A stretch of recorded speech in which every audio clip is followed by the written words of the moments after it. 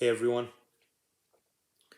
I want to touch on another important topic that I think is going to be useful to people who are having relationship troubles, and that's how meditation, specifically meditation, not going to talk about psychedelics on this one, but how meditation can help when you're dealing with a breakup or when you're dealing with some kind of emotional difficulty, but specifically the kind of emotional difficulty that causes you to be longing for someone, lonely, missing them, anxious, when a part of you kind of feels like you're dying. I kind of touched on this in my previous video, but when a part of you feels like you're dying, like a part of you is literally dying because that person is no longer there, because they looked at you a certain way, they saw you a certain way, and no one else sees you that way.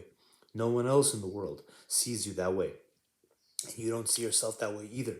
So, in effect, you are dying in a real, true sense. A part of you is dying when the person you loved, or you think you loved, or whoever, whatever we can call them, that person you're pining for, you're longing for, you're missing, you're desiring them, that person, when they were in your life, that part of you was born again. That part of you is alive again. That part of you is there again, but it's not there at all. It's not there at all when they're not there.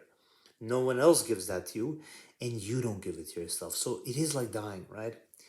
And the reason meditation can help is because the true and ultimate point, right? And it's paradoxical and a bit ridiculous to say that there even is a point to meditation, but there is. And the true and ultimate point is to realize that there is no ego, that you don't exist, that dying is, in the egoic sense, in the metaphorical and mystical sense, is not something to fear, not something to run away from, but something to want. It is beautiful, it is medicine, it is right, it is true, it is healing, right? That's healing. That's what happens when you meditate and you lose your sense of self completely and entirely, even if you do it for an instant.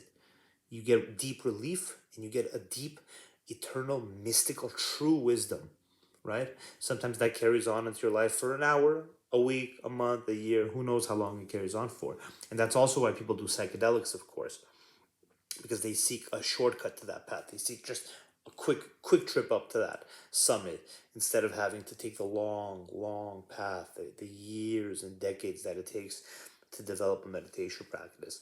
uh, and obviously some of us are lucky enough to have more direct approaches to meditating, to have had teachers that are teaching us more direct approaches to having an awake realization of what reality really is, versus more roundabout ways, more mystical. No, not mystical, that's the wrong word. More roundabout and cultural.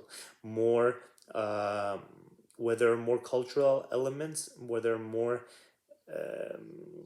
periphery, additional, extra elements that are not core to just the awakening, the pointing out, the realization. So that's a side topic. But regardless, that realization, that awakeness, that openness, that realizing that you don't even exist at all, so there's nothing to fear from the ego dying. That's a really amazing benefit of meditation. That's the point, basically. And that helps you with relationships. That helps you because breaking up with someone is like a mini death. When that part of you goes away, when that part of you dies because they're no longer looking at you, right? You're not getting that anywhere else. You're not getting that from yourself. So how is that part of you going to live? It can't. It cannot live. It does not live. It does die. That small part of you that comes alive when you're with your ex, and you don't want that to happen.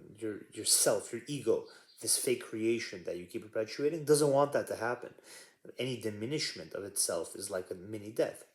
But you can also approach it completely the opposite way, like I approach it, or like other people in the meditation space or in the psychedelic space approach it.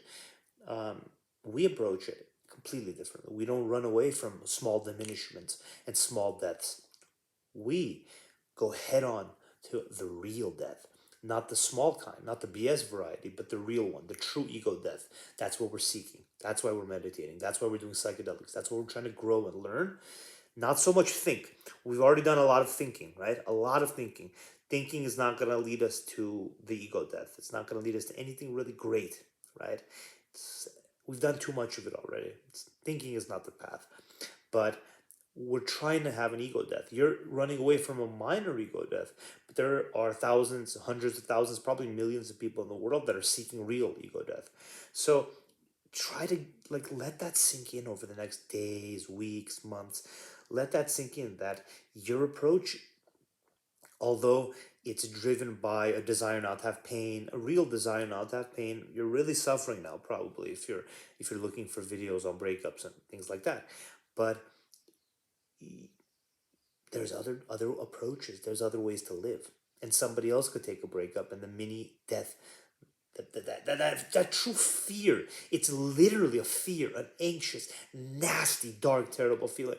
They would take that and they wouldn't run away from it. They wouldn't automatically, right away, right on its face, without even like dealing with it, without even engaging with it, just turn around and run away.